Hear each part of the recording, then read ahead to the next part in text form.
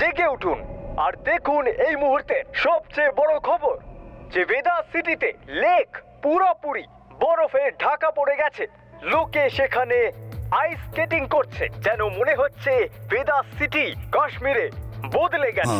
এটা কি global warming নাকি কোনো চমৎকার?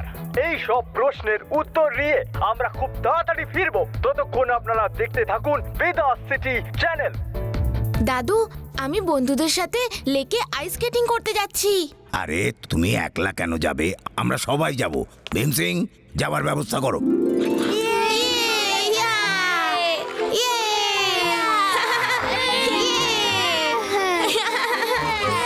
নমস্কার বাচ্চারা, তোমরা স্কেটিং করো, আমি আর তোমাদের দাদু এখানে বসছি।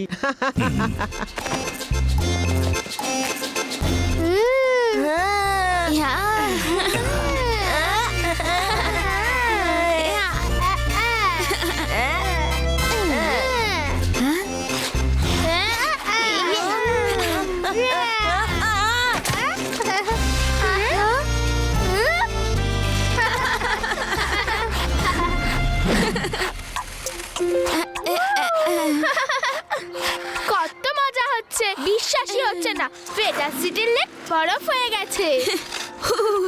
হ্যাঁ রেভা, যেন মনে হচ্ছে আমরা আন্টার্কটিকাতে আছি।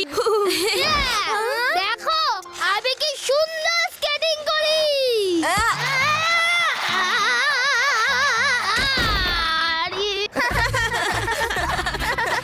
নমস্কার দাদু দিদা। আরে আরে আরে, কেউ তো থামাও থামাও।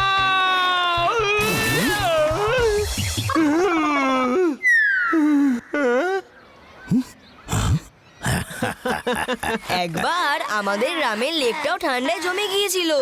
আমি টানা 3 দিন স্কেটিং করেছিলাম। আর চতুর্থ দিন আমি চোখ খুললাম তো বুঝতে পারলাম যে আমি স্বপ্ন দেখছিলাম।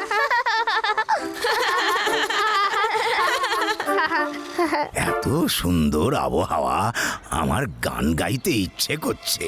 কেন সবার মজা নষ্ট করতে চাইছো? একদম চুপ করো।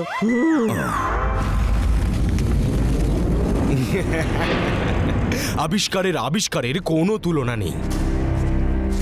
মিস্টার আবিষ্কার, আমরা সবাই রেডি। এখনো শুধুমাত্র লেক জমিয়েছে, এবার গিয়ে সারা শহরের জল জমিয়ে দেব। যাও, ভেদাস সিটিতে এই ভ্যানটা নিয়ে ঘুরে এসো আর আমার জল জমানো ওষুধটাকে ধোঁয়া বানিয়ে এটার চিমনি দিয়ে চারদিকে ছড়িয়ে দাও। যেখানে যেখানে ধোঁয়াটা যাবে সেখানকার জল জমে বরফ হয়ে যাবে। যখন এলাকার মানুষ 1 ফোঁটা জলের জন্য হাহাকার করবে, তখন আমরা আমাদের বরফ গলানোর মেশিন নিজেদের ইচ্ছে মতো দামে বেচে কোটি কোটি টাকা রোজগার করব। ইয়েস ইয়েস, আবিষ্কারের কোনো তুলনা নেই।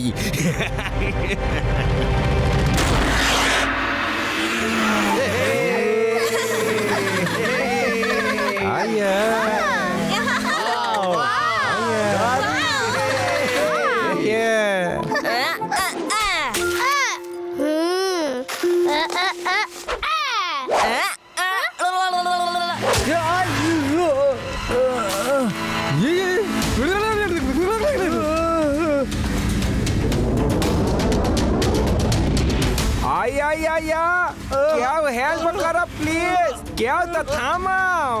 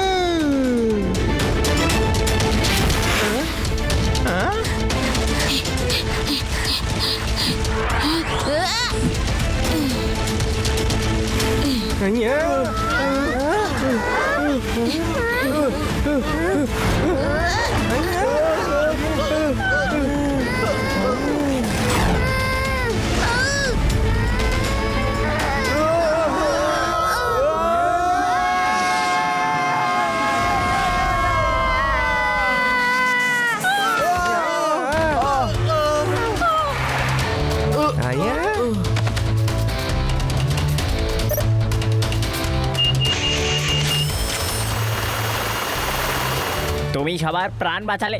Thank you Shiva. It's okay uncle.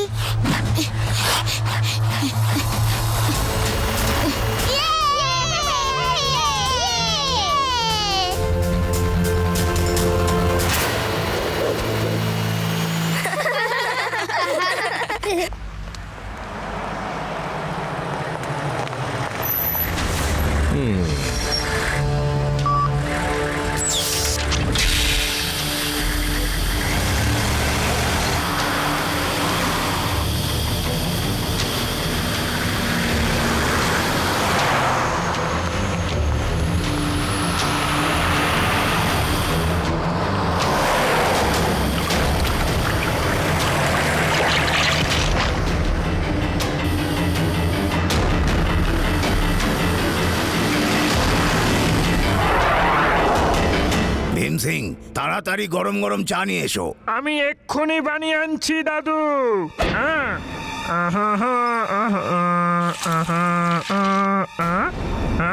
এটা কি? আরে দাদু, চা কি করে বানাবো? ঘরে তো খাওয়ার মতো জল পর্যন্ত নেই, সমস্ত জল জমে তো বরফ হয়ে গেছে। আরে কোনো ব্যাপার নয়, আবহাওয়া ঠান্ডা তো, তাই জল জমে গেছে। আমি এক্ষুনি গান গেয়ে বরফ গলিয়ে দিচ্ছি। জল গলে যা, যা, গলে যা, গলে যা, জল গলে যা, গলে যা।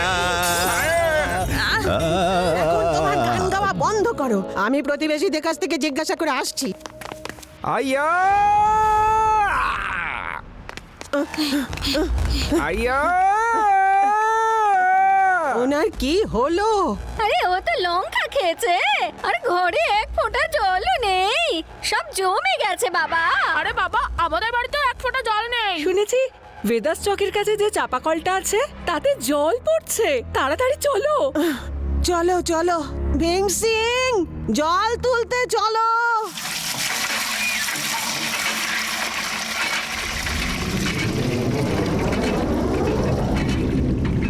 কে জানে কত সময় লাগবে। শিবা, দাদুকে নিয়ে এসো। উনি একটা রাগ গাইবেন আর সবাই পালিয়ে যাবে, তখন আমরা তাড়াতাড়ি জল ভরতে পারবো। তুমি কি আমার দাদুকে নিয়ে ঠাট্টা করছো? না না, আমি তো শুধু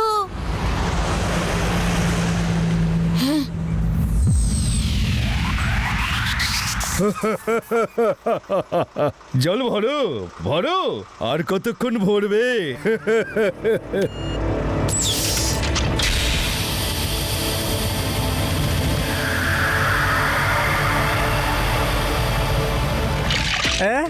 এখানে তো জল জমে গেছে, এখানকার জলও জমে গেছে।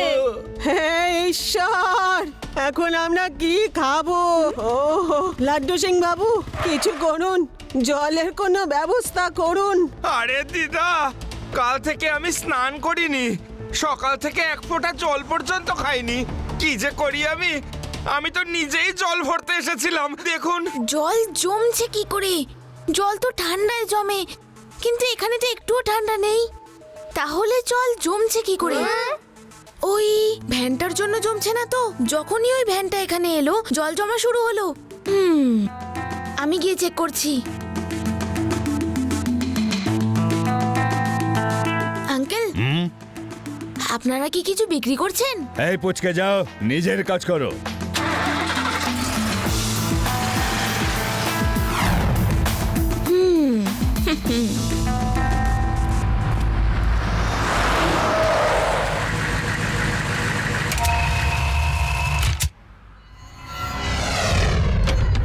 আসুন সব ভাই বোন বন্ধুগণেরা, নিন বরফ গলিয়ে ফেলার মেশিন। আর কারোর বাড়িতে জলের কোনো সমস্যা হবে না, নলেতে, কুয়োতে, ড্রামেতে কোথাও আর জল জমতে পারবে না।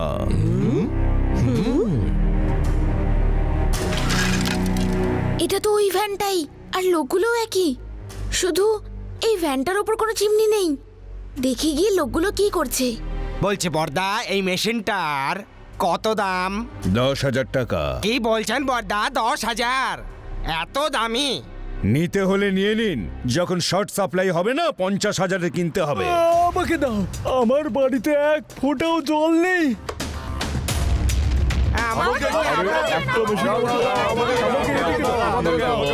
এই মেশিনটা নিয়ে কি করবো বলুন তো?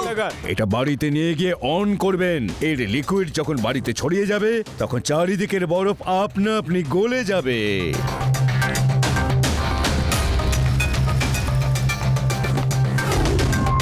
ও তাহলে এই ব্যাপার। যদি এদের মেশিনটা বরফ গলাতে পারে তাহলে জমাতেও পারে। আমার মনে হয় এরা প্রথমে জল জমায় আর তারপরে বরফ গলানোর জন্য এই দামি মেশিনটা বিক্রি করে। আচ্ছা আমাকে একটা দেবেন। সরি মেশিনের স্টক শেষ হয়ে গেছে, আমরা আবার কাল আসবো। আমি গিয়ে দেখছি ওরা কোথায় যাচ্ছে।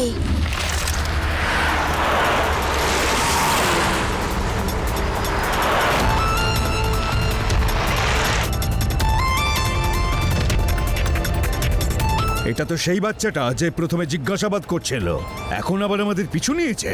আমার মনে হচ্ছে এর কোনো সন্দেহ হয়েছে। এই গাড়ি জোরে চালাও।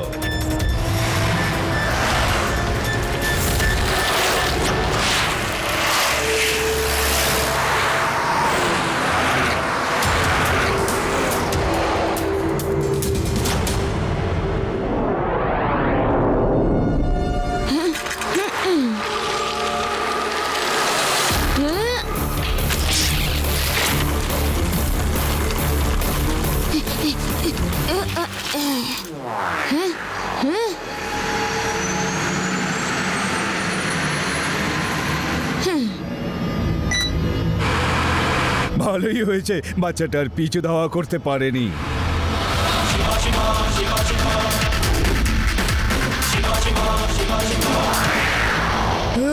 ও পিছনেই আছে, এক্ষুনি ল্যান্ড করেছে, যেন মনে হলো বাইক নিয়ে উড়ে এলো। ও নো, এর একটা ব্যবস্থা করতে হবে। আবিষ্কার চাঁদকে জানাতে হবে। ওকে, ডোন্ট ওয়ারি, চিন্তা করার কোনো কারণ নেই। এরকম বিপদকে রাস্তা থেকে সরানোর ব্যবস্থা আমি করেই রেখেছি। Hello tiger.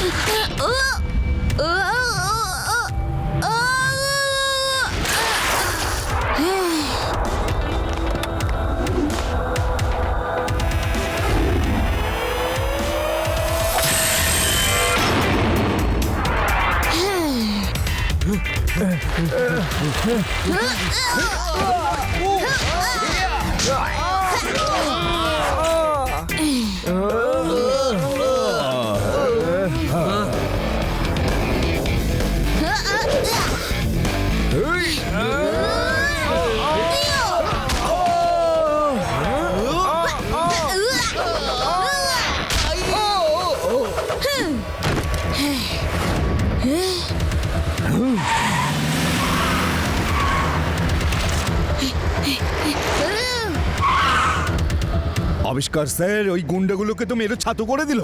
এটা বাচ্চা না সমস্যা। ডোন্ট ওয়ারি, আবিষ্কারের কোনো তুলনা হয় না।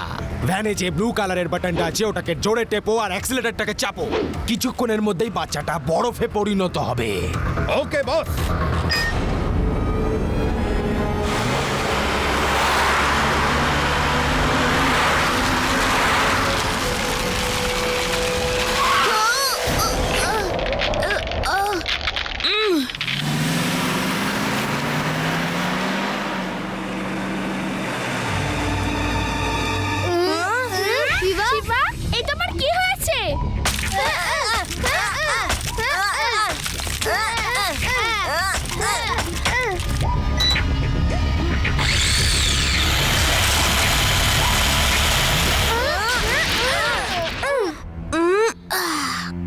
ভ্যানের গ্যাংটা দেখছি বড্ড চালাক।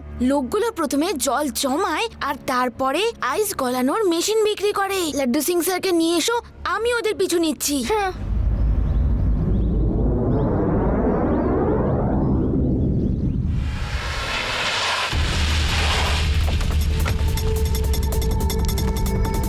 কোনো ছেলে যদি সাইকেল নিয়ে আসে তাকে আটকে দেবে, ভেতরে ঢুকতে দেবে না। ওকে বস।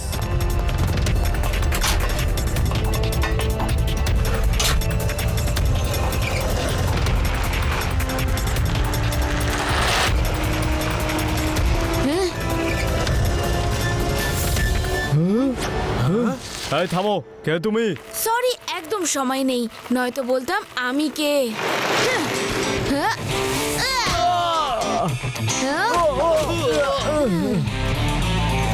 গ্লুটারটা অন করতে হবে।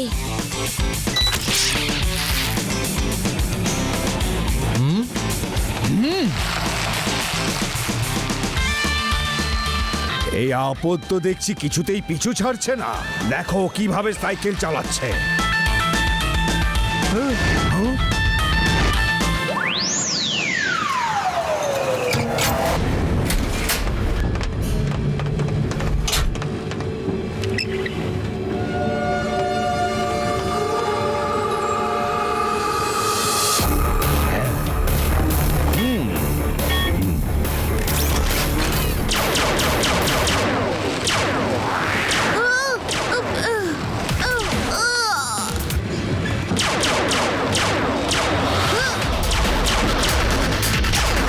কি করছো তোমরা?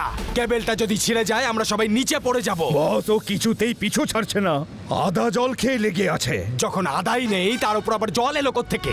বস এটা একটা প্রবাদ।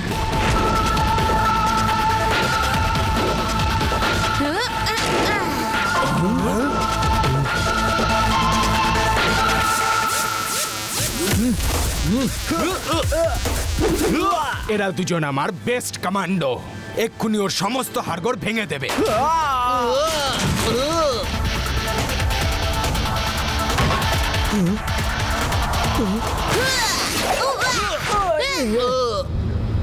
আরে আমাদের পিছনে কেন পড়ে আছো পুচকে? পুচকে বলো না কাকা।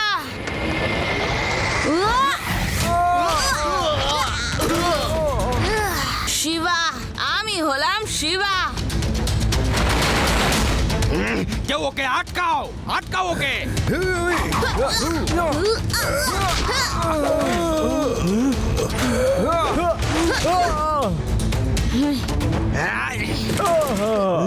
আরে আমার এত বছরের পরিশ্রম কেন নষ্ট করছো? মানুষগুলোকে ভাঙো, মেশিনটা ভেঙো না।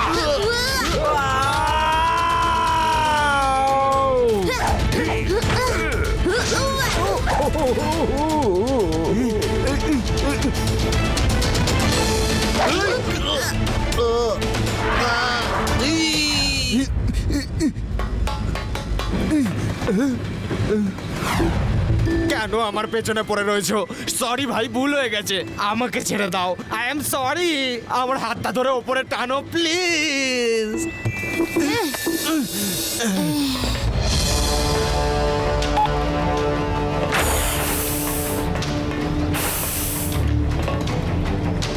আমি কখনো এটা ভাবিনি যে একটা পুচকের কাছ থেকে, মানে শিবার কাছ থেকে আমাকে কখনো মার খেতে হবে। তুমি এটা তো জেনে গেছো যে জলটা আমি জমিয়েছি, আমার কি ব্যবসা। কিন্তু একটা কথা তুমি জানো না, আবিষ্কারের কোনো তুলনা নেই। পুচকে, তুমি পুচকে হয়ে গিয়ে পুচকেদের সাথেই খেলো।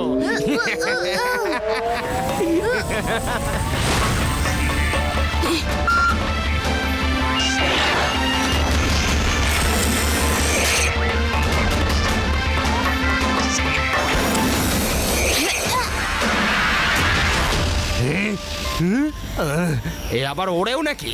সায়েন্টিস্টটাকে ও নাকি আমি? চলো আঙ্কেল, জেল থেকে ঘুরে আসি।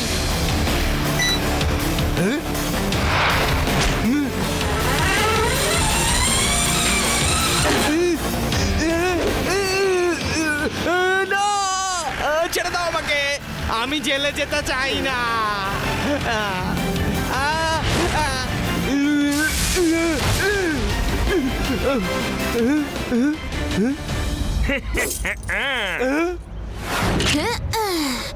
লাড্ডু সিং স্যার, এই নিন আপনার অপরাধী। এবার আপনি ওকে জেলে নিয়ে গিয়ে জমিয়ে দিন। নিয়ে চলো আমাকে, এই পুচকাটার থেকে যত দূর হোক না। আমি বলতে চাইছি যে এই শিবার কাছ থেকে যত দূর হোক আমাকে নিয়ে চলো।